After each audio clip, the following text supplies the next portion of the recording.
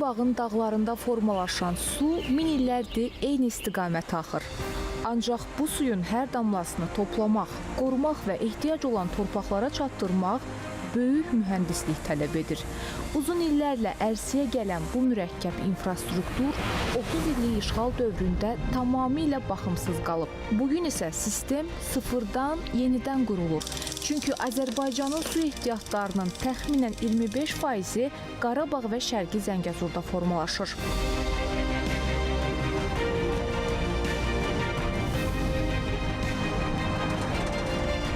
Qarabağ və Şərqi Zəngəzur işğalçılardan azad ediləndən sonra dərhal orada su anbarlarının bərpasına başlamışıq və artıq Köndələn çay su anbarlarının sayı 3 oldu. Xaçın çay, ondan sonra su qovşan, Sərsəng, Zabux çay su anbarı yenidən qurulduğu üçün Sovet vaxtında yox idi. Deməli, indi Bərgüşad və Həkəri su anbarlarının tikintisi işlər gedir. İndi 10 su anbarının yenidən qurulması layihəsi icra edilir.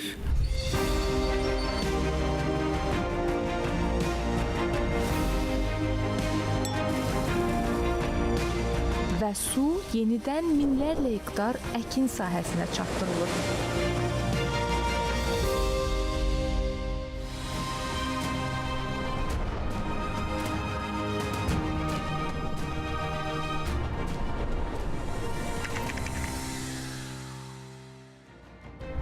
Qarşımızda uzanan bu nəhəng su hövzəsi yarım əsrdən çoxdur ki, regionun ən iri hidrotexniki qurğularından biri hesab olunur. İllər boyu münaqişənin mərkəzində yer alan Sərsəng artıq Azərbaycanın su təsərrüfatının önəmli mənbələrindən birinə çevrilir. Bəs milyonlarla kubmetr suyu özündə saxlayan anbar necə işləyir?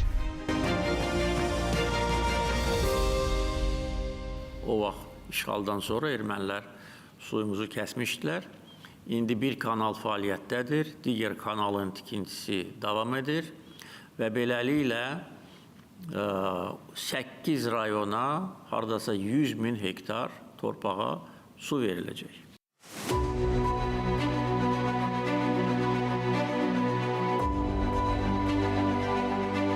Sərsəng su anbarının tikintisi 12 il davam edib.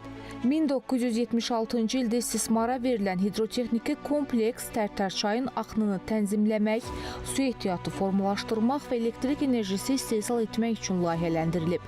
Anbarın ümumi tutumu 565 milyon kubmetr, bəndin hündürlüyü isə 125 metrdir. Su elektrik stansiyasında quraşdırılan 2 turbinin ümumi gücü 50 meqavat təşkil edir. Bu sistem Ağdərə, Tərtər, Bərdə, Goranboy, Yevlax və Ağcabədi rayonlarında 96 mindən çox hektar əkin sahəsinin su təminatı üçün nəzərdə tutulub.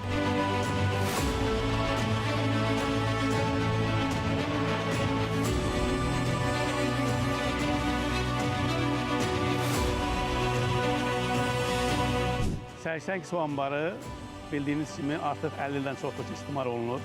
Bu 50 il ərzində onun 30 ili təxminən erməni işğal altında olmuşdur. İşğal dönəmində bu texniki qurğulara heç bir diqqət göstərilməmişdir. O yüzden bunların yenilənməsində bir zərurət yaranmışdır. Sərsəng su anbarında artıq tikinti işlərinin başlanması üçün düşərgə salınıb. Gördüyünüz bu qurğular və aşağıdakı derivasiya kanalının qapağı betonlama işləri də yenidən qurulacaqdır. Gördüyünüz bu qurğular artıq 50 ildən çoxdur ki, istismar olunur. Yenilənməsi vacibdir.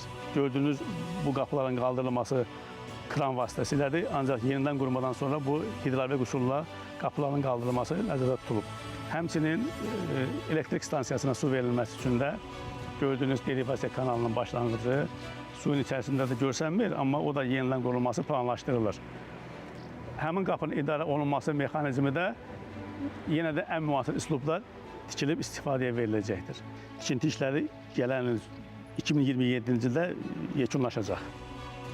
Sərsəngdə toplanan su yoluna davam edir. Tərtər çayın axını onu su qovşana gətirir. Burada hər kubmetr su planlaşdırılır, tənzimlənir və magistral kanallara ötürülür.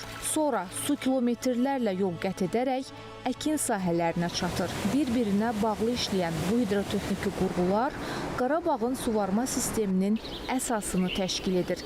Hər mərhələdə axının istiqaməti dəyişir, suyun dəyəri artır.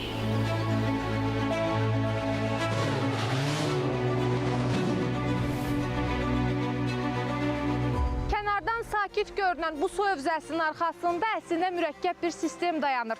Suqovuşan su anbarı uzun illər idi ki, Qarabağın əsas su damarlarından biri hesab olunurdu. Çünki burada toplanan hər kubmetr su yüzlərlə kilometr kənarda olan əkin sahələrinin, təsərrüfatın həyatına çevrilirdi. Uzun illər işğal altında saxlanılan bu strateji obyekt indi yenidən Azərbaycanın su xəritəsində önəmli yerə sahibdir.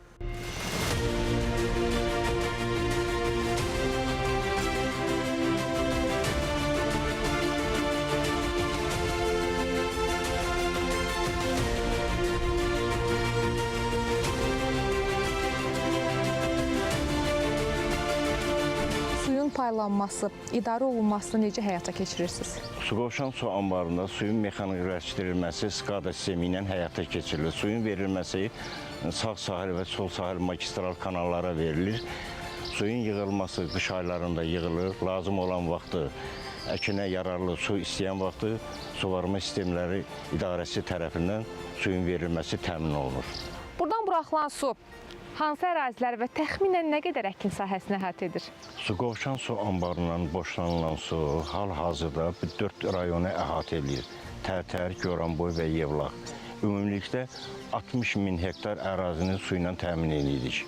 Potensial imkanı 96.200 hektardır. O da o halda mümkün olacaq ki, sağ magistral kanalı işə düşəndən sonra erməni işğalçıları tərəfindən sağ magistral kanal səngər kimi, bunker kimi istifadə edilir.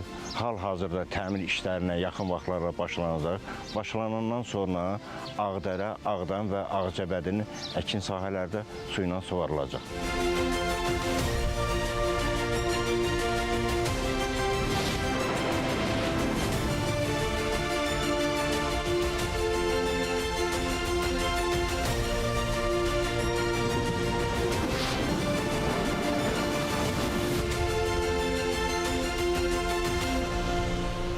Torpaqlar bir neçə il əvvələ qədər tam potensialı ilə istifadə olunmurdu.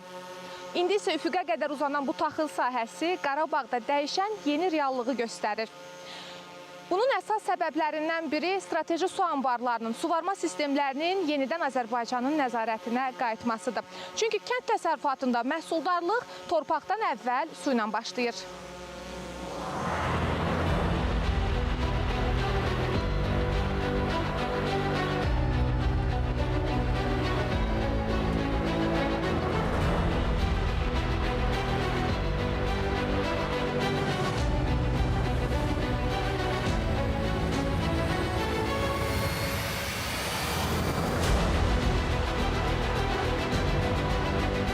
Suverenliğimiz tam bərpa edildikdən sonra rayonumuzun su təsərrüfatına çox ciddi dönüş yarandı. Belə ki, müharibədən əvvəlki dövrlərdə Sərsəng erməni işğalçılarında olduğu zaman su götürməmiz təqribən 79 milyon kubmetrdirsə, müharibədən sonraki dövrdə su götürməmiz və su vardığımız hektarların sayı hiss olunacaq dərəcədə artım oldu. Bu və hətta əvvəlki illərlə müqayisədə 2, hətta 3 dəfədən çox su varma norması olubdur. Bu da həm özünü məhsuldarlıqda, həm sentinerdə, taxılçılıqda, pambıqçılıq inkişafında özünü göstərdi. Əvvəlki dövrlərdə 28, 29, 30 civarında olan məhsul bolluğu sentineri indi artıq 40 sentiner üzərindədir.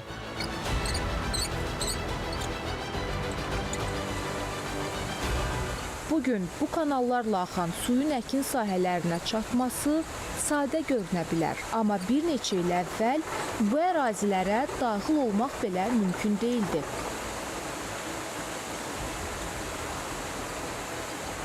Su anbarlarının bərpası üçün əvvəlcə ona çatmaq lazım idi. Bu ərazilər uzun illər minalarla çirkləndirildiyindən mühəndislər burada işləyə bilmirdilər. Aparılan mina təmizləmə əməliyyatları su təsərrüfatı obyektlərinin bərpasını da sürətləndirilib. Qarabağda suyun torpağa qovuşmasının arxasında məhz bu proses dayanır.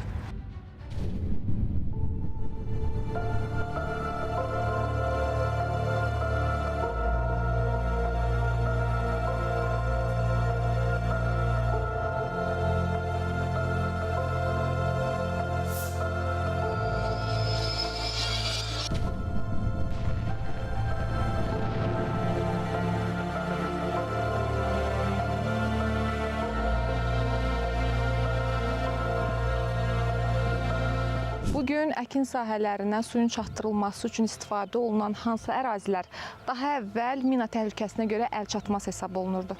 Bu istiqamətdə iri miqyaslı layihələrdən Əkəri çay, Bərküşət çay su anbarının subasa sahəsinin təmizlənməsi, Qacar su anbarının və kanalının təmizlənməsi, Tərtər çay sağ sahilinin suvarma kanalının təmizlənməsi, Köndələn çay su anbarı, Zabuqçay su anbarı boru xətti, Qız qalası suvarma kanalı, Dağmaşanlı suvarma kanalı, eləcə də bərpa və yenidən qurulan kənd və şəhərlərin təchizatı üçün müvafiq ərazilərin təmizlənməsi əməliyyatları icra edilib. Bununla yanaşı Qarabağ və Şərqi Zəngəzurun qədim su təchizatı sisteminin mühüm elementi olan kəhlizlərin bərpası məqsədi ilə onların yerləşdiyi ərazilərdə də xüsusi mina təmizləmə əməliyyatları həyata keçirilib. Ümumilikdə su təsərrüfatı obyektlərinin təhlükəsiz istismarı üçün işğaldan azad edilmiş ərazilərdə 8000 hektardan çox sahə mina, əməliyyat zamanı 17000 ədəddən çox mina və digər partlayıcı sursat aşkar edilərək zərərsizləşdirilib.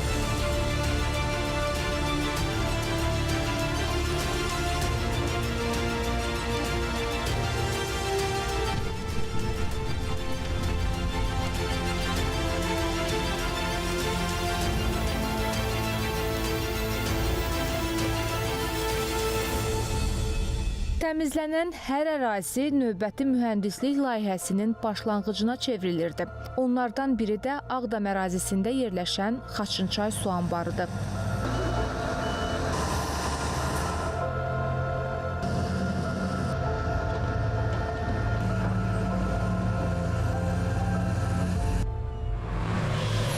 Lakin mühəndislər üçün bu mənzərə daha bir mürəkkəb sistem deməkdir. Xaçınçay su anbarı çaydan gələn axını idarə edir, ehtiyat toplayır və ehtiyac olan ərazilərə yönləndirir.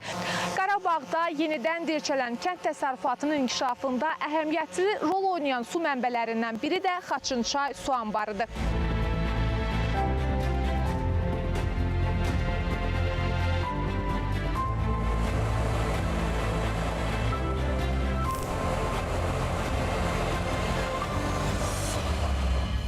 $23 milyon kubmetr su ehtiyatı toplayan anbarın 940 metrlik bəndi çayın axınını tənzimləyir. Buradan başlayan 7,2 kilometrlik suvarma kanalı suyu əkin sahələrinə çatdırır.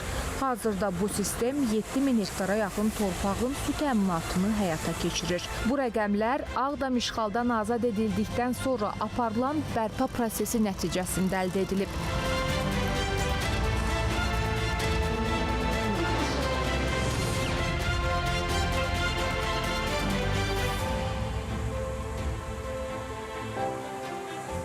Mühəndislər, layihəçilər gəldilər, burada baxdılar. O vaxt mən də iştirak elədim.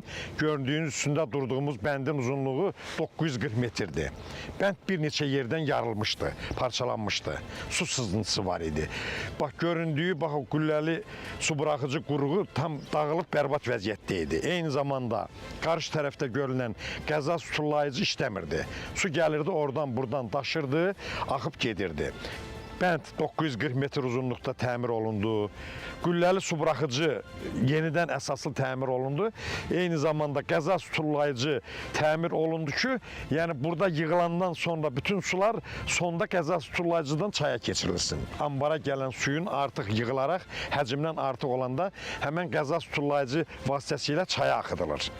Ondan sonra demək Xaçınçay su anbarının qarşısında 7.2 kilometr suvarma kanalı var ki, həmən suvarma kanalı üzlüyə alındı və burada siyirtmələr dəyişildi, hidrotexniki qurğular yeniləndi və burada bizə anbar binası tikildi. Deyə bilərikmi ki, bu su anbarı tam potensialı ilə işləyir? Bu günləri sizə bir məlumat mən verim ki, yəni dövr zaman su çoxlu olan dövrdür, bütün çaylarda su var və bunun maksimum həcmi 23 milyondur. Bugün 23 milyon kub həcmi olan anbar doludur və qəza tullayıcıdan, çaya gedən sudan biz səmərəli istifadə edərək əkin sahələrinin suvarılmasında istifadə edirik.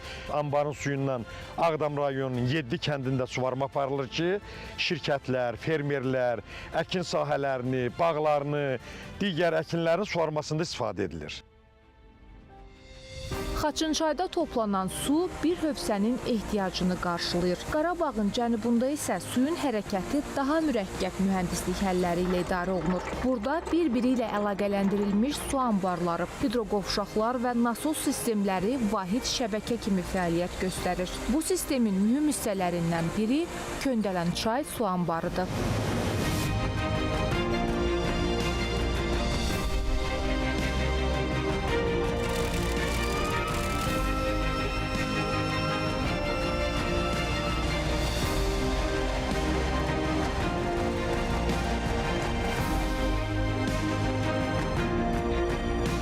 Köndələnçay hövzəsində su bir anbarda saxlanılmır. Burada su anbarı bir-biri ilə əlaqələndirilmiş kaskad sistem kimi işləyir. Suyun hərəkəti mərhələlərlə idarə olunur, ehtiyac yarandıqda isə hidroqovşaqlar vasitəsilə digər mənbələrdən əlavə su ötürülür. Bu yanaşma su ehtiyatlarının daha səmərəli bölüşdürülməsinə imkan yaradır. Bərpa işlərindən sonra suyun idarə olunmasında hansı üstünlükləri əldə etmisiniz? Köndələnçay üzərində qurulmuş su anbarlarıdır. 3 ədəd su anbarıdır. Üçünün ümumi tutumu 15.5 milyon kubmetr təşkil eləyir. Qurğular, digər qurğular hamısı yenidən bərpa olunaraq tam yararlı hala gətirildi və artıq bu 3 su anbarlarının üçü də idarə olunandı və hər birisinin də lazım olanda bir-birinə kaskad üsulu ilə tikilmiş su anbarlarıdır və bunlar bu 3 anbarın hər birisi bir-birinə su ötürücülük əlamətinə malikdir.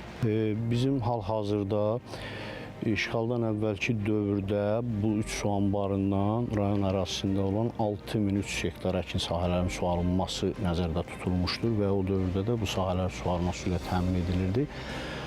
Lakin hal-hazırda əhalinin tam şəkildə hələ rayon ərazisinə köçürülməsi baş tutmamışdır. O yüzdən belə deyək, hələ ki 1000 hektara qədər ərazidə suarma işləri aparılır. Ancaq suyun hərəkəti hər zaman təbii axınla mümkün olmur. Hündürlük fərqi yaranan nöqtələrdə prosesə nasos stansiyaları qoşulur.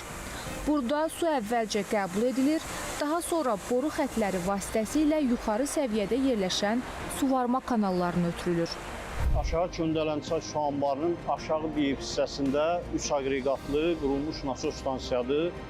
Bu da yenidən qurmadan sonra bərpa olunmuş, tikilmiş nasos stansiyasıdır.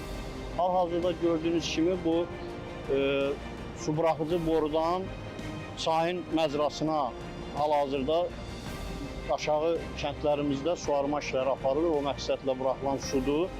Və eyni zamanda gördüyünüz bu boru vasitəsilə də nasos stansiyanın su qəbul edici qurğusuna su ötürülür və nasos stansiyanın işləməsini təmin etmək üçün su buradan, nasoslar su qəbul edicidən suyun götürərək boru vasitəsilə yuxarıda suarma axları vardır və o suarma axlarına ötürülür.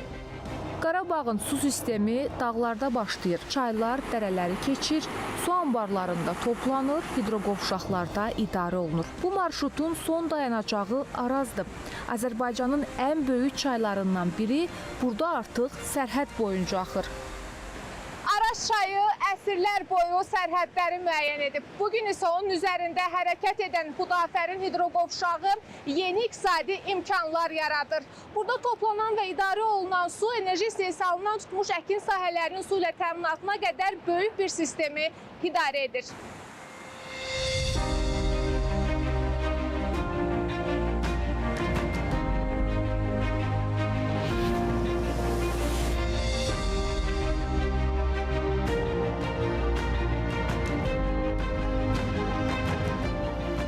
illər bu ərazilər işğal altında qaldığı üçün hidroqovşağın tikintisi də yarımçıq qalmışdı. Deyə bilərik ki, fəaliyyətsiz qalmışdı. Bəs işğaldan azad olunandan sonra su anbarında hansı yenidən qurma işləri görüldü? İşğaldan azad olunduqdan sonra həm Xudafərin su anbarında, həm Qızqalası su anbarında kompleks işlər həyata keçirilmiş. 2024-cü ildə Cənab Prezident tərəfindən açılışı həyata keçirilmişdir. Hal-hazırda növbəti layihələrlə bağlı işlər aparılır. Bu məqamda tamaşaçılarımıza bildirmək istəyirəm ki, Xudafərin su anbarı Azərbaycanın 3-cü ən böyük su anbarıdır. Xudafərin su anbarının tam həcmi 1 milyard 612 milyon kubmetr təşkil edir. Qeyd edim ki, 2025-ci ildə Xudafərin su anbarına 860 milyon kubmetr su yığılmışdır. Kürsulluq ilindən istifadə edərək daha çox 960 milyon kub su yığılmışdır ki, bu da onu deməyə əsas verir ki, 2026-cı il suvarma mövsümünü mütəşəkkil başa çatdıracaq. Hal-hazırda yığılmış su ilə 2026-cı suvarma mövsümündə Araz çayından qidalanan rayonlar üzrə 350 min hektardan artıq əkin sahəsini suvarma suyu ilə təmin edəcək. Bəs tam potensialı ilə işləsə bu rəqəm nə qədər olar?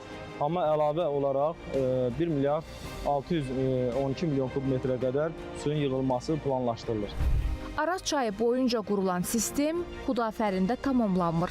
Çayın aşağı axınında daha bir hidrotexniki kompleks yüksəlir. Qızqalası su anbarı Arazın su ehtiyatını toplamaq, tənzimləmək və yeni suvarma şəbəkələrini ötürmək üçün inşa olunur. Layihə başa çatdıqdan sonra buradan çəkiləcək magistral kanallar Füzuli və Cəbrayıl rayonlarında yeni əkin sahələrini su ilə təmin edəcək.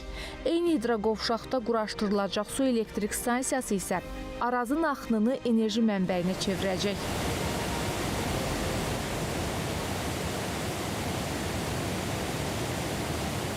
Bizim energetika sahəsində çox böyük planlarımız var. Burada artıq qeyd olundu. Burada 280 megawatt gücündə 2 su elektrik stansiyasının inşası nəzərdə tutulur. Enerji güclərinin də bərabər bölünməsi hər iki ölkəyə əlavə fayda verəcəkdir.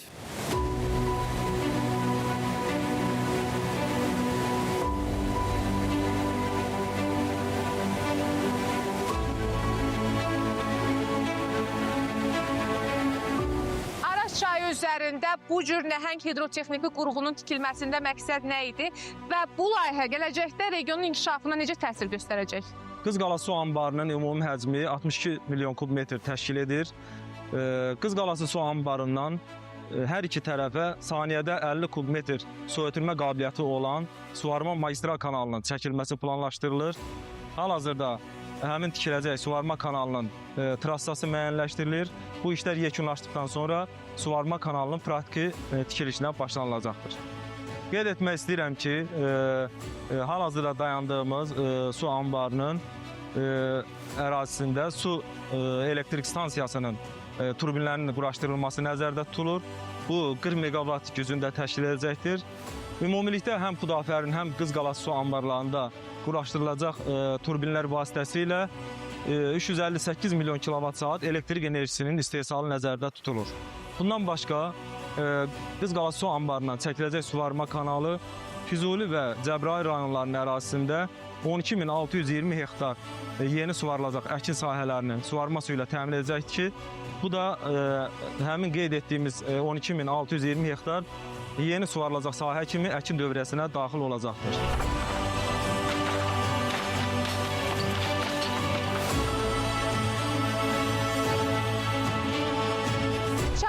Torpaqlarda min illərdir axır, lakin onların gücünü idarə etmək üçün böyük mühəndislik lazımdır. Qarabağda həyata keçirilən bu layihələr nəticəsində su ehtiyatları yenidən vahid idarə etmə sisteminə inteqrasiya olunur. Hidroqovşaqlar, su anbarları, xətlər, bütün bunlar ayrı-ayrılıqda öz vəzifəsini yerinə yetirir. Lakin birlikdə su təsərrüfatının, su ehtiyatlarının qorunmasına xidmət göstərir. Yəni görülən bütün bu işlər Azərbaycanın mühüm mega layihələrindən biri hesab olunur.